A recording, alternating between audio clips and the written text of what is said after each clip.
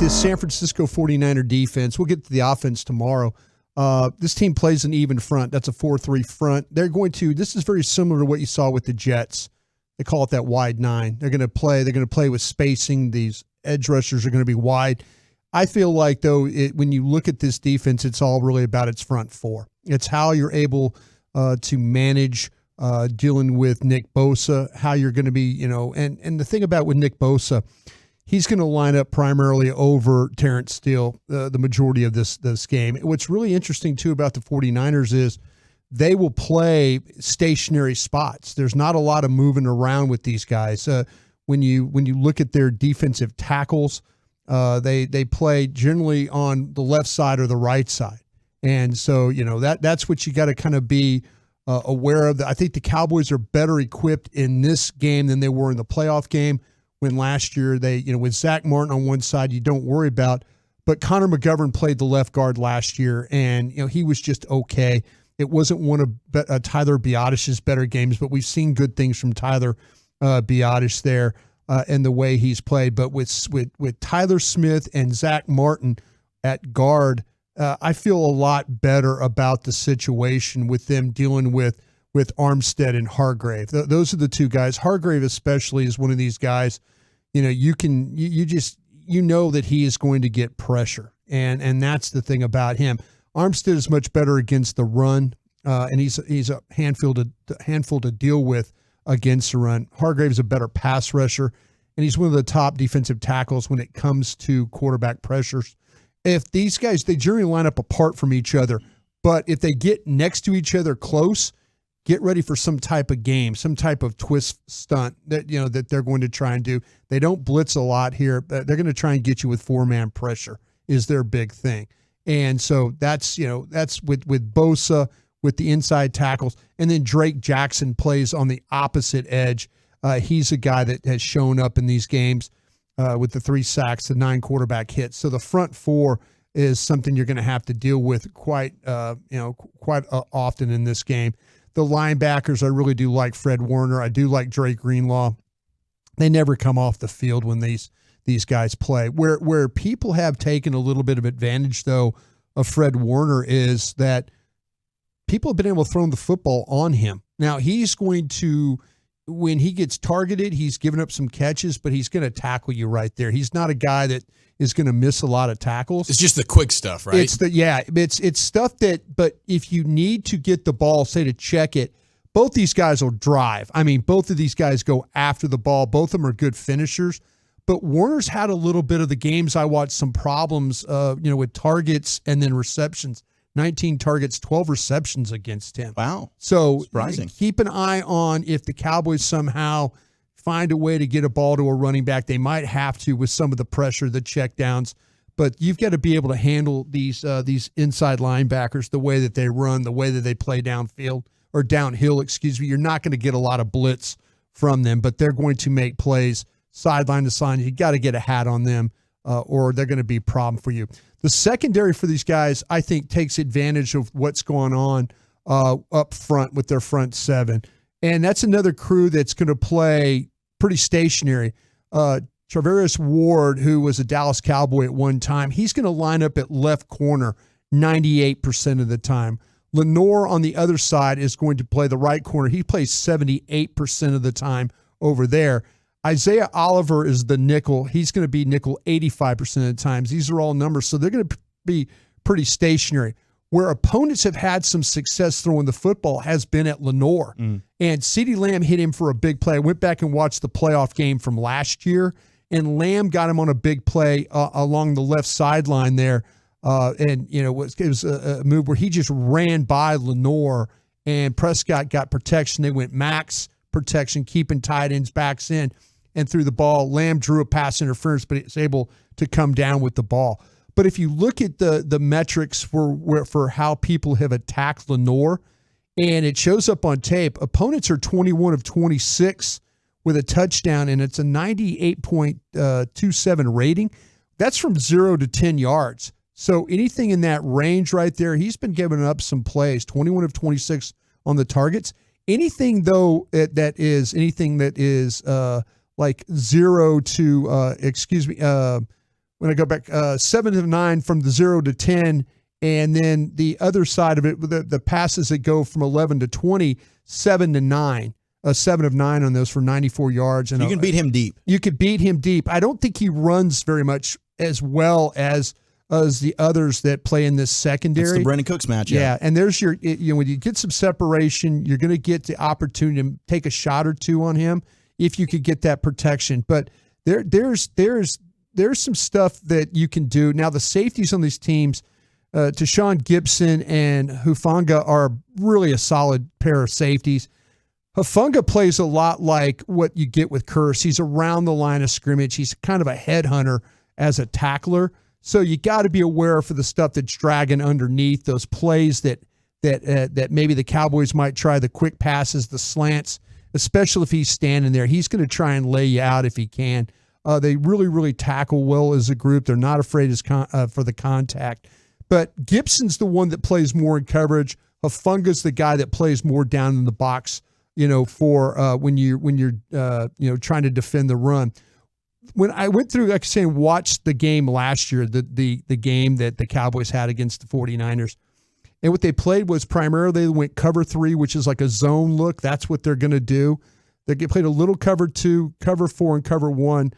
Of 54 of those snaps were played where they played with 2 safeties, split safeties, and then the other 39% was just single high look, which we got.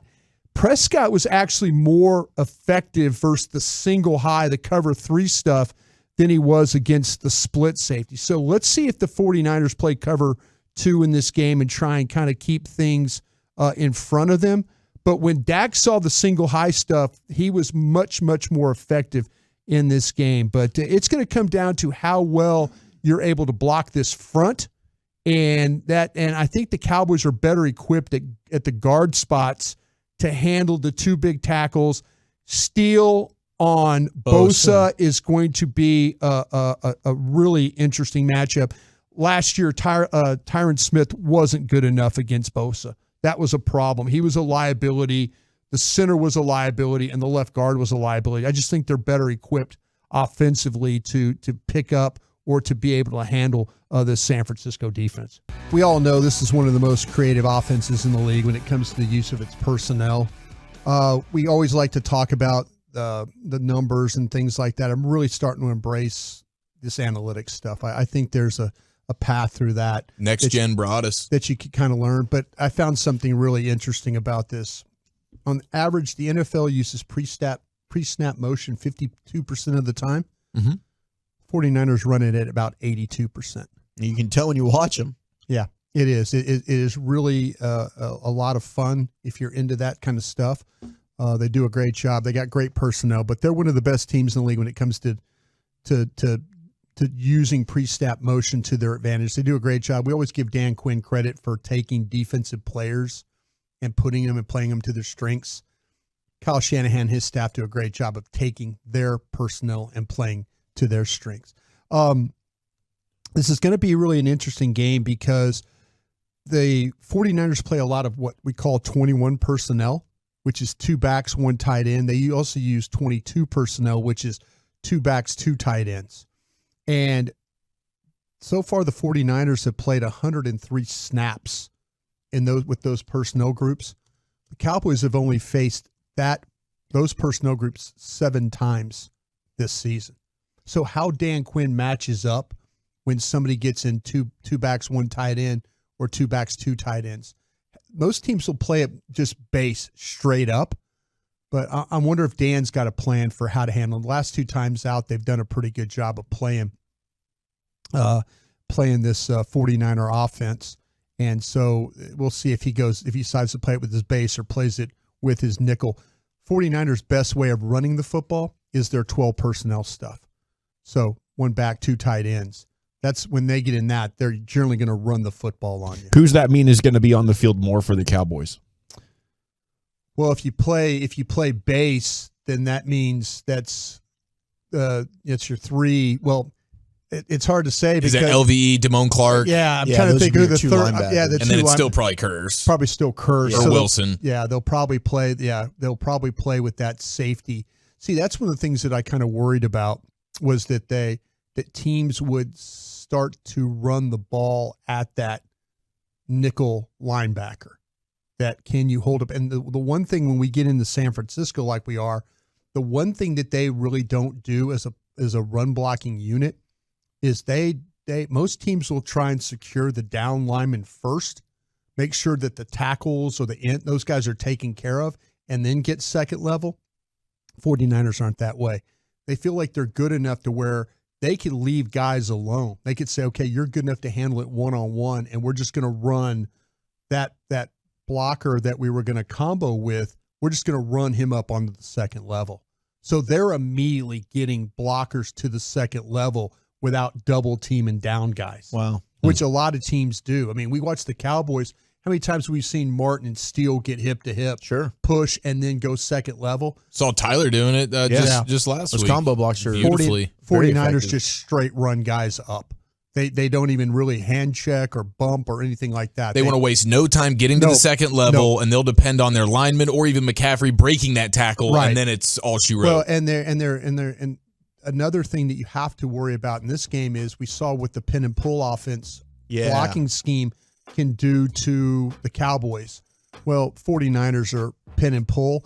They're also counter tray, where they'll take their backside guard or tackle, pull him along with another blocker, usually an H back or a tight end. It could be Juszczyk or it could be Kittle. Yeah. So you're going to get some type of down blocks and then pulls to the front side with an offensive lineman and then also a backside guy, whether I say that's the fullback or the tight end.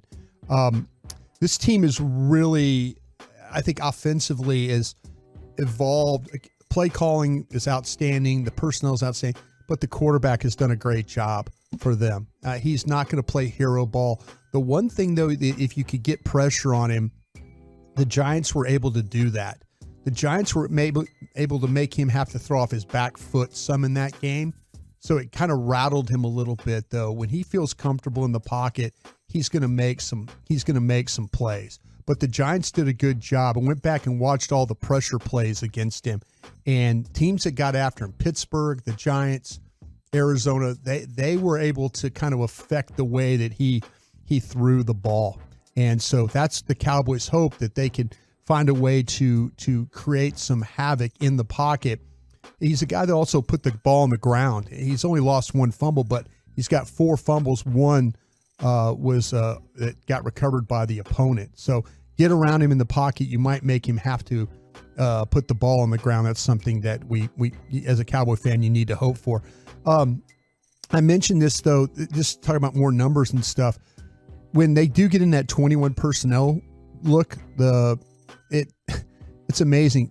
This guy he's 36 of 43 for 426 yards, 4 touchdowns, no interceptions. He's very accurate. Yeah. So, I mean, he is almost damn near perfect when they get in that 21 personnel throwing the football. And they attack the middle of the field.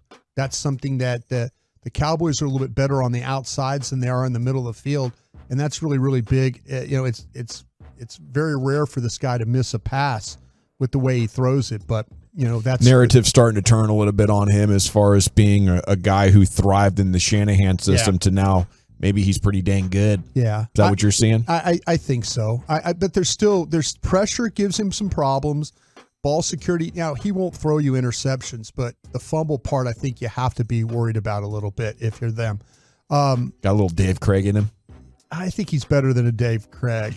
Okay. I mean, Dave Craig's pretty good. Dave Craig's damn good. Don't get me wrong, but I'm just saying, I think a little bit better of a player. Where the problem you're going to deal with, we all know about McCaffrey, Juszczyk. These are problems that you're going to have to deal with, at the running back, the fullback spot. But I really do feel like the wide receivers are, this is a really dynamic group. There's just it starts with Deebo Samuel, his size, his physical ability. It's rare for the position. He's extremely dangerous, as we know, with the ball in his hands. He can be difficult to bring down on the ground when on the move. He's got running back ability and a tight end body is really how he plays this game. It's kind of 50-50 where he receives the football. It does not one area that's better but if you look at Brandon Ayuk. Brandon Ayuk is a dangerous player, but Brandon Ayuk makes more plays on the left side of their formation than he does on the right side of the formation. It shows up on tape. You also see Brandon Ayuk in these games when Purdy gets in trouble or gets pressured, that's the direction that he goes. He throws the ball to Ayuk. It's not throwing the ball to Samuel or to Kittle. But still, those receivers are really, really difficult to deal with. Big-time players, clutch players. I mentioned George Kittle. This guy, honestly, he does it all for the 49ers. He takes a great deal of pride in his blocking. Great he blocker. Does a lot of dirty work for a star player. And they run behind him with some good success. He's not a shield or a get-in-the-way blocker. He's a guy that legitimately sticks his nose in there and tries to finish you off that way. He plays left side, right side. It's balanced that way. He's tight the majority of the time. He's in line right next to the tackle when he plays. They'll put him in the slot occasionally. So, that's kind of where you need to kind of keep an eye on him because he does a lot of really quality things. When their offensive line, I think it's a good offensive line, but they're going to have a problem at right tackle. I just think that Colton McKivitz is not up to snuff what they usually play with their guys. I know they lost McGlinchey, and now Colton McKivitz is the guy playing. You could watch him in all these games. TJ Watt did a really nice job of breaking him down in week 1. The Rams broke him down in week 2. Arizona broke him down last week a little bit. George Kittle sometimes has to stay in to help him due to some of his struggles. Good. So Tank Lawrence, Micah Parsons, if they're having success to that side, don't be surprised if we see the same adjustment. But McKivitz is a guy you absolutely have to attack off the edge. Teams have been able to kind of do that, and it's caused the 49ers some problems. But it's a difficult team to deal with because of the play caller, the talent, and then the ability for the quarterback to kind of he knows where he needs to go with the football by the play design. I think that's what makes him so effective.